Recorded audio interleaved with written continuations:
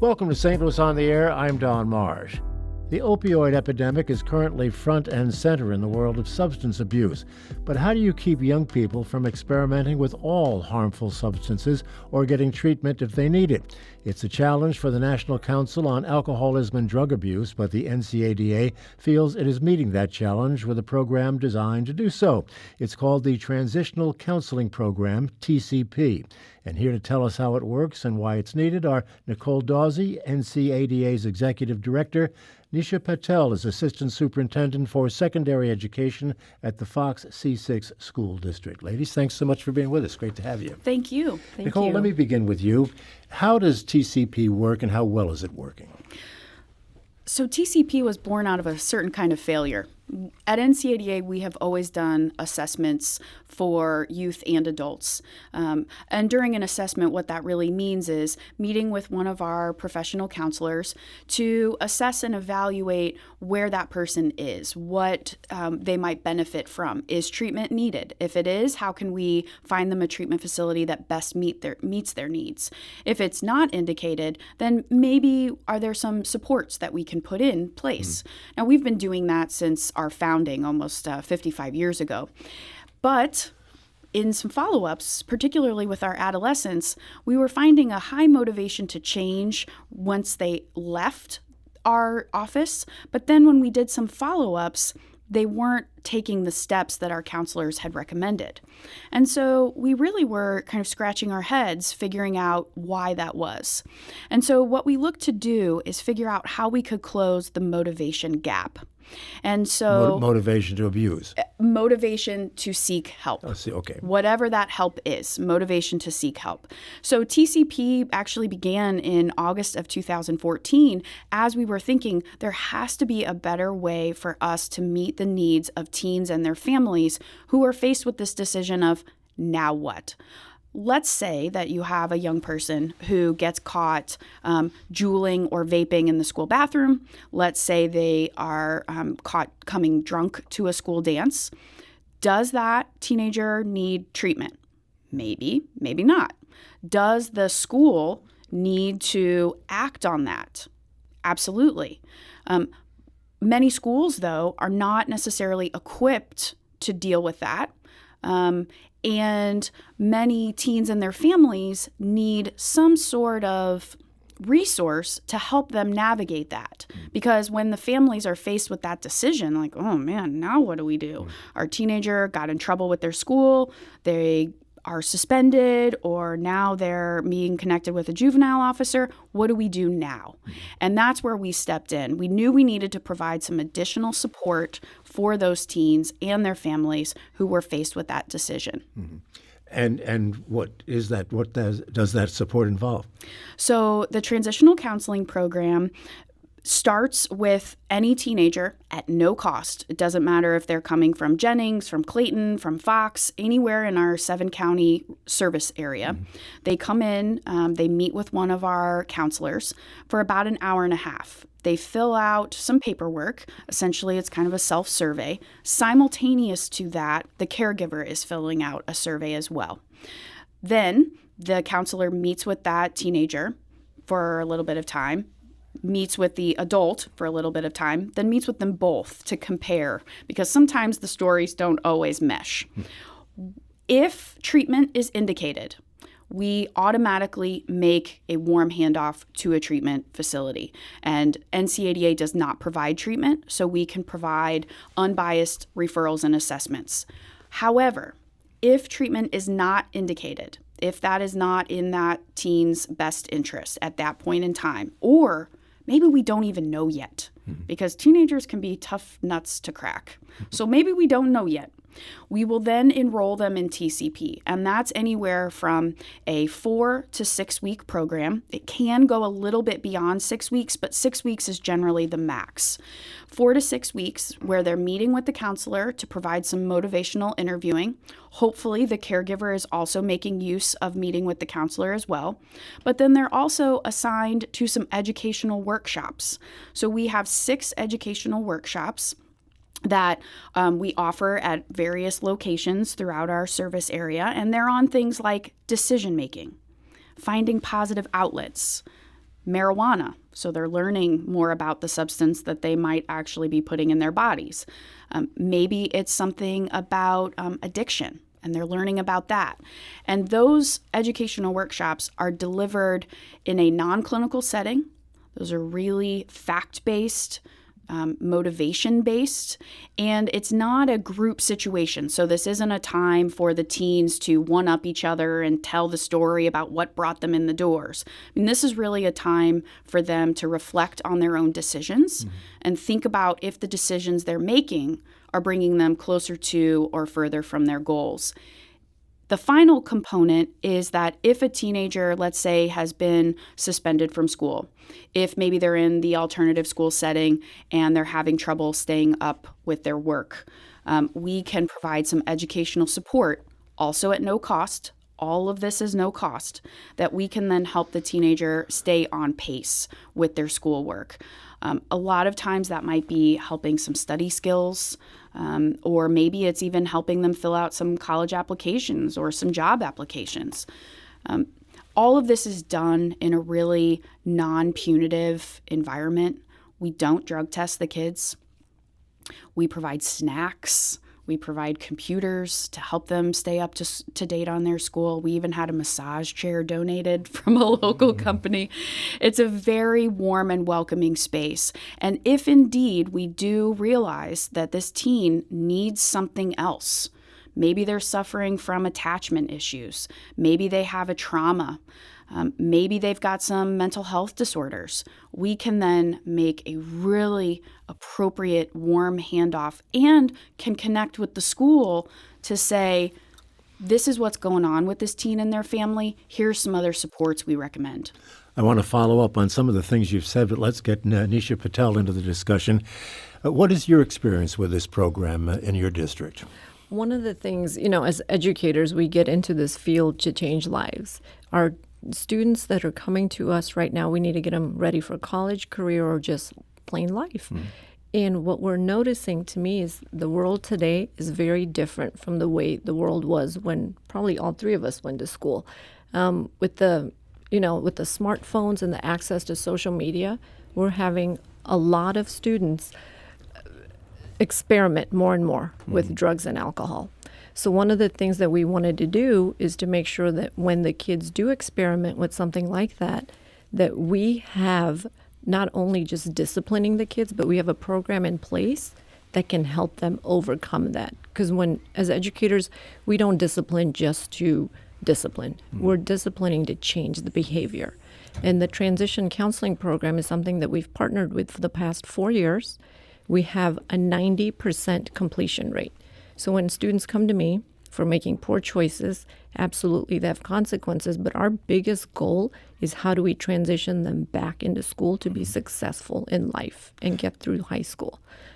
So one of the things that we do is when I talk to the parents and the students, a lot of them just don't know where to go for help or how to even approach the situation. So partnering with NCADA, we've been able to do that. And like I said, 90% completion rate, and then we follow up with these students 6 months later, once they're back in high school. Are they participating in those same kinds of behavior? We have a 75% right now rate of student success. So to me, that says that partnering with this program is helping our kids and our parents. Do the kids come to you, or do you seek them out somehow or discover them somehow? Actually, for me, in the role that I'm in, when a student does anything with drugs or alcohol at the school setting, they do come to me because they're disciplined through my office. They have a certain number of discipline days they get, and then from my hearing and conversation, we decide on what next steps are. Are there kids out there that probably are partaking in these behaviors? Absolutely. How do we find them out? To me, it's all about prevention. And I know a whole nother part that NCADA has is school-based counseling. And we're trying to get into that as well. How big a problem is it at Fox? Right now, honestly, I'm going to touch some wood if I had it right now, but this year it's not been as big as it has been in the past few years. And when I say big, I don't want to, sound like, oh my gosh, we have a lot of it. But to me, even if you have one kid that you can help, that's good. Nicole, I guess it's fair to assume that a lot of kids, because they are being kids, and I know you make reference in some of your literature to the young brain, it's a time when they experiment. So there's a lot of this stuff going on to a greater and lesser degree. Over the 4 years of your program, TCP program, how well has it worked? So you're exactly right in that, we do talk a lot about the developing teen brain, and it is quote unquote normal for teens to make risky decisions. At NCADA, we try to encourage them to make healthy risks, positive risks, like asking somebody out on a date that you think is cute, or maybe trying out for the school play. But that said, there are people, not just teens, who are going to make some risky decisions. And at NCADA, we try to help teach and model and guide people of all ages to make some healthier decisions. Now, this grant, since we first began, and it was funded from an innovation grant from both the Missouri Foundation for Health and the St. Louis County Children's Service Fund. Right now, the Missouri Foundation for Health is really the sole source of funding. And besides the ability to have a truck and trailer and mobile counseling unit in Jefferson County, and that's made possible from the Jefferson Foundation. But since 2014, just some outcomes, 72% of our participants reported maintaining sobriety while being enrolled in the program. Then, after we do a period of 3 and 6 month follow-up phone calls, 82% of the adolescents reported that they had no further substance-related disciplinary incidents while they were participating in TCP or since they had cycled out of the program. That's pretty significant. The biggest area of impact that we have seen, and this is both anecdotally and in the quantitative data, is the improved relationships between teens and their caregivers as a direct result of this program. If people out there listening care about numbers and data, it's actually been proven statistically significant. We have a p-value. That's really cool. And so that's one of those unintended consequences that we weren't necessarily seeking out, but when the teenager is doing better and making healthier decisions, the whole sort of family unit, whatever that looks like, comes together and can stop yelling so much and can stop having arguments about taking out the trash, where that one argument sort of explodes into something else, right?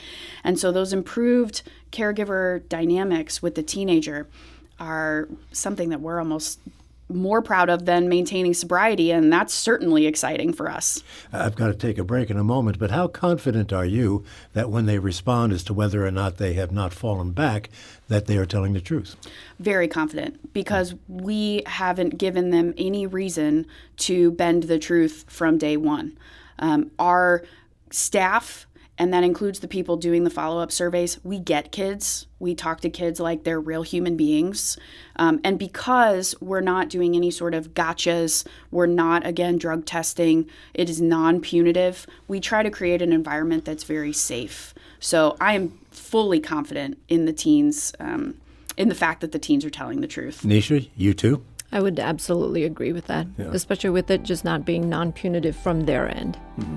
Yeah. Okay, well, that's certainly good to hear. I mean, the numbers sound pretty good. We have to take a break. Let's do that now. Continue our conversation on teenage substance abuse and ways to deal with it in just a moment. This is St. Louis on the Air on St. Louis Public Radio, 90.7 KWMU.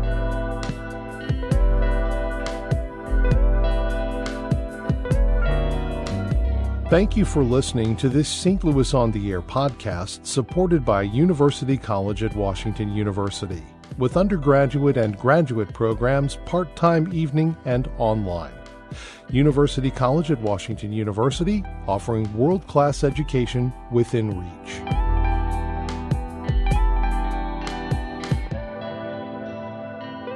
Now back to our conversation with Nicole Dowsey, NCADA's Executive Director, and Nisha Patel, an Assistant Superintendent in the Fox C6 School District.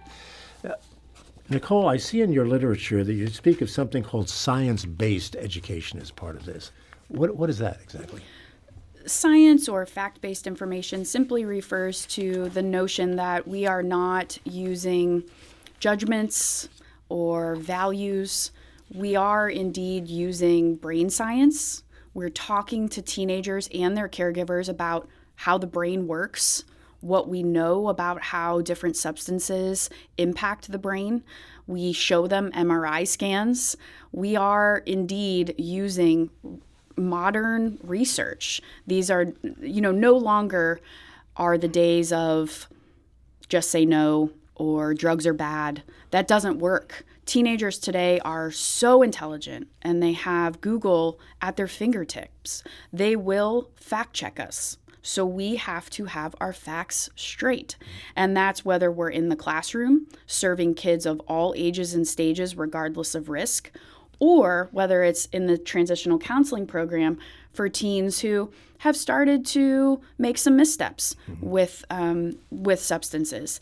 And I would argue that those teens in particular will claim to be the experts because they've been there, done that. So we have to come from a science and fact-based perspective. I should point out later this week we're going to be doing a program on young brains and specifically with regard to the juvenile justice system. And I think that's going to be an interesting program as well. Michelle, back to the school. What seems to be the drug of choice when drugs are involved with these young people? Right now, I would say from all the students that we've been sending to our TCP program, 88% of them are experimenting with marijuana, and then followed with alcohol from that. For us, from our school perspective, we're seeing mostly marijuana, alcohol, and then we're seeing a lot of vaping and Juuls and all that stuff happening. But I think the most important part is building relationships with those students. Because if we can build relationships with them, get to know them, find out what's happening in the family unit, what's causing you stress. We know social media is huge right now and having huge implications on the kids' lives right now. What can we do to prevent that? That's our goal. Because to me, the best intervention is prevention. I'm glad so we can do that. I'm glad that you didn't mention opioids. With the problem that is in the country today, it's good to hear that kids perhaps are not getting as heavily involved as some others. And that's really true. So when we talk about the opioid epidemic, we're really looking at the ages of 25 to 45. What Nisha said earlier about knocking on wood, saying that the numbers at Fox have been less, if not constant, is really true across our area. Teen drug use is lower than it's ever been before. Teens know what they're doing. They're concerned about putting things into their bodies. They're concerned about what their future is going to look like. And beyond the rise of Juuling and vaping and the electronic cigarettes, all of the other substances for teens are either the same as they've been, they're pretty much holding steady, or they're actually lower than they've ever been before. Nisha, why do you think that is? I mean, that's a departure from what we've been led to believe in the past. I think, honestly, it's the schools and, just families and getting kids to be involved in the school system, whether it's through activities or building relationships, like I mentioned earlier, getting to know them at a deeper level more than come into the classroom and I'm going to, give you all this information and then you're going to walk out of the classroom. To me, it's about getting to know the kids. How about the relationship with the parents? The parents are heavily involved in this. In general terms, what has that response been? With the TCP program, it has been outstanding. One of the things that we were actually missing up till this year is the family component and the parent piece. And so this is the first year we're actually, from my standpoint, I'm requiring the parents to also go to a session. And they have been very positive about that.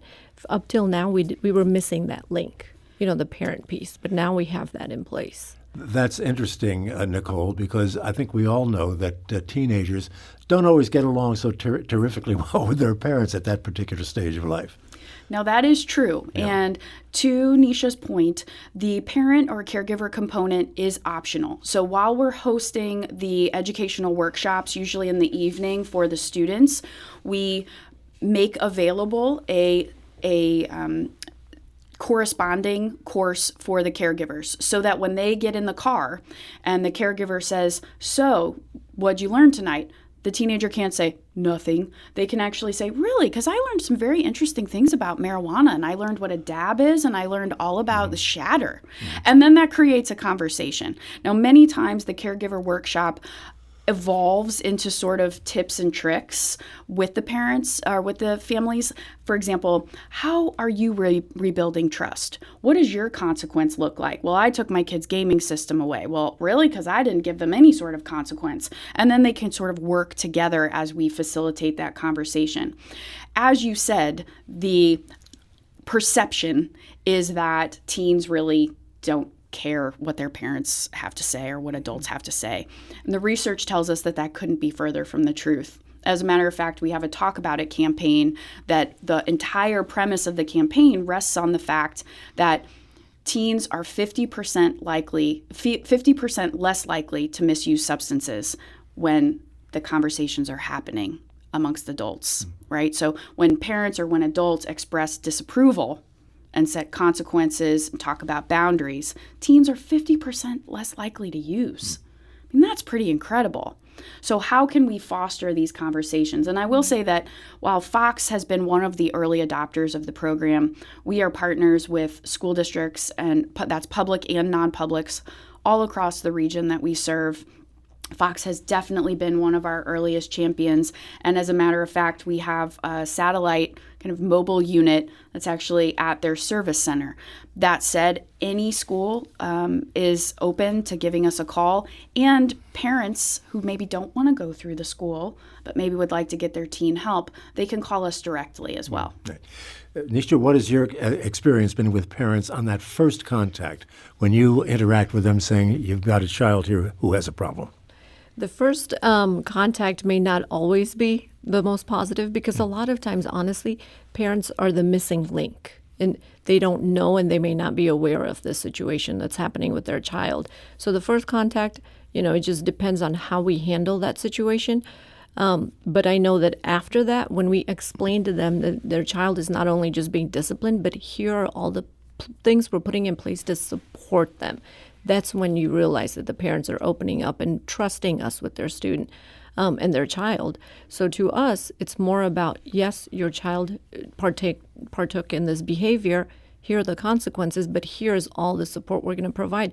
And the best thing we could have done was partner with NCADA and be able to provide them that support, because it's not something that we're experts in as a classroom teacher or a counselor or an administrator. Now we have an organization that we can partner with that has the research that's science-based and can help us. How do you differentiate this from one of our listeners? How do you differentiate between experimentation and addiction? So that is not something I do because I do not have my counseling degree, but it is something that our licensed and certified counselors do. And that's part of that interview process that I mentioned.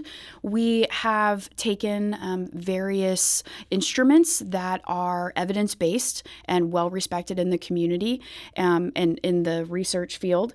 And those sorts of questions, as the teen answers them, we will be able to tell kind of the level of their use, whether it is experimentation, whether they are venturing down a path of addiction. But there's quite a spectrum in there. And that's one of the reasons why the transitional counseling program is so great, because it allows us some time to really, like I said before, crack that nut and find out what's really going on. At first glance, it might seem early experimentation. Once we do a little digging, we might figure out, wow, there's really a lot going on here. Or maybe they are experimenting, but it's not because they have a substance use disorder. It's because they have some sort of deep-seated trauma. Maybe they have some sort of emotional or attachment issues. Maybe their parents are going through a divorce, and this is their way of sort of seeking help. There's a diagnostic criteria. It's called the DSM, and that's what our counselors will use to determine if that teen has a substance use disorder. I read and have heard that one of the things you do is provide the youngsters with an alternative sources of pleasure. Now, what would that involve? Well, one of the really amazing things that's come out of this program is that we have been able to engage some of the young people who have gone through transitional counseling program, who have now found some positive outlets and want maybe a different peer group that supports their non-using. We've been able to link them up through some of our teen leadership camps to get them into things like kickboxing or martial arts, or maybe it's, hey, come and volunteer with NCADA. I mean, it's really amazing the transformation transformation that we've been able to see in some of the young people at our leadership camps, for example, some of the fun activities that promote the positive and natural flow of dopamine are everything from learning how to fish to paddle boating to square dancing to actually just having a conversation with somebody who cares about you. But we certainly will connect them with the school to say, hey, think this kiddo would be really good in X. Perhaps you might have an opportunity for them. And that's where partners like Nisha are so helpful, because they are willing to help the child. They are child first. We've got to wrap this up, but how districts and people and parents who want to get involved in something like this, how do they do so? Absolutely. So they can give us a call at 314-962-3456 or check us out on our website, which is NCADA stl.org. We're always looking to add schools. We're always also looking to add some non-traditional partners like the juvenile office, maybe like some healthcare facilities, to think about what are some ways we can close the gaps and meet our young people where they're at. We will put all of the information you just gave us there on our website at stlpublicradio.org. Going to have to leave it at that. I want to thank Nicole Dawsey, NCADA's Executive Director, and Nisha Patel, also Assistant Superintendent for Secondary Education at the Fox C6 School District. This is St. Louis on the Air on St. Louis Public Radio, 90.7 KWMU.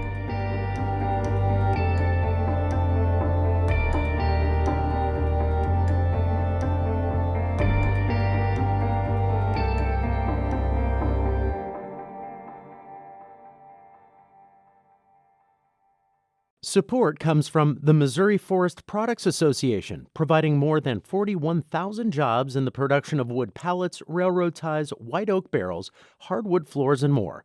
Details at choosewood.com.